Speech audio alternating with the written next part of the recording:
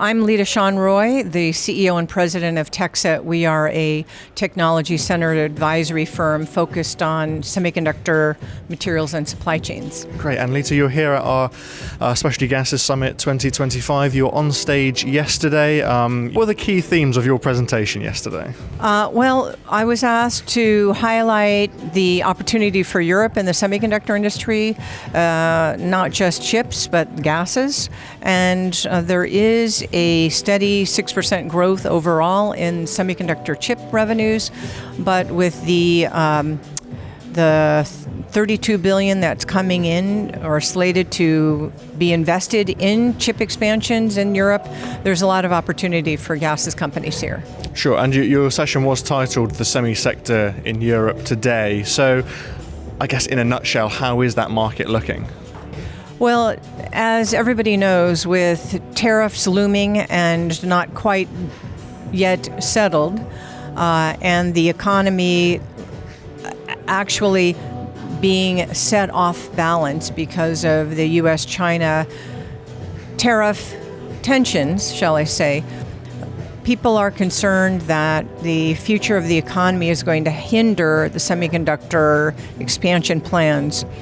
So far, there have been minor slowdowns, but I do believe that, for example, ESMC, that's planned for Dresden, is still on target for 2027 opening.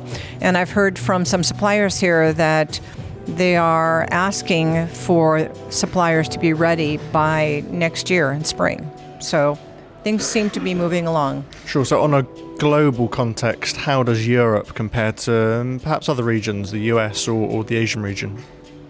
Well, I can say that Europe appears to be a little more steady. In the beginning of all of the expansion announcements, they were some of the last areas to actually announce investments.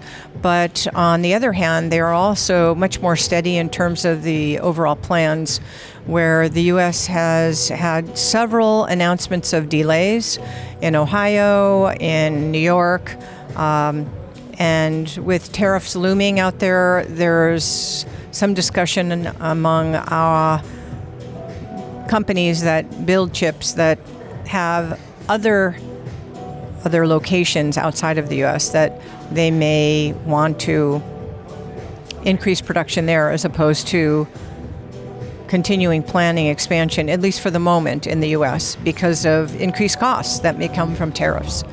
And if we take a sectoral point of view here, what are the key drivers for the growth in the semi industry? Oh gosh, there are a huge amount of drive from the AI sector, and the automotive sector, especially EVs, is still going to be continuing. We see a 27% increase in chip revenues from just the AI sector alone. If you just take that sector by itself, it is slated to be 27% growth over the next 5 years. So it's very healthy, and that type of AI and ability will come into everyday types of computing and devices. We're already seeing it in cell phones. You don't have to open up your computer to see an AI copilot or ChatGPT type of feature coming up to answer your question. So it will come into computing as well as eventually EVs. So yeah, a lot of opportunity there. And are there any maybe lesser known drivers or applications that are maybe only taking up a small percentage of these? Lesser known applications for AI, I think that the opportunity is not just in handheld, mobile, iPads, computing, laptops, EVs. It can also eventually go into medical. And I think in 2027 is when Elon Musk is saying that he's going to be ready to roll out his robots that people could buy for $30,000. So, if he's been quite public about that, but that is an unusual application that I'm not sure everyone will go to, but Yeah, for sure. And you touched on tariffs earlier, you touched on tariffs on stage, so perhaps you could just run through a few of these and how these might have an impact on the industry. Well, tariffs have a drag on the overall economy. So if it slows the economy down, that'll slow consumer spending down, and that will then indeed have an impact on the semiconductor industry because it's very tied to consumer spending right now, especially because of everything that we buy, from refrigerators and washing machines to computers, cell phones. And there's quite a growing chipset count in cars as well, whether it's EV or combustion engine. So it can have an impact everywhere. Yeah, and of course there's no way of knowing what's next or what's around the corner, but how is instability such as this going to have an impact? Is it all about the instability? When you talk about instability itself, people are cautious. They have been cautious since the pandemic. So I can't say that I think it does give people more pause with regard to wanting to look at risk mitigation. It will drive more localization of supply chains, but in the semiconductor industry, at least, that doesn't happen very quickly. It takes a long time to actually establish good, reliable supply chains. So with regard to the instability and tariffs, I would say that it's giving people a lot more work to actually look at strategies and risk mitigation. But in terms of actions and investment, it really hasn't slowed people down from that. Sure, and I'd like to ask you about the CHIPS Act and the impact that it's had in the US and the, I guess, comparatively slower rollout we've seen here in Europe and the equivalent CHIPS Act. So do you think that there's going to be a shift in investment in semiconductors away from Europe and towards the US?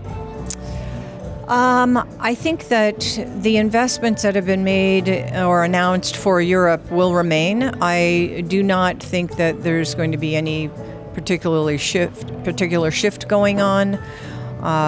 All of that thought process has already been run through the ringer, so to speak. I do think that the U.S.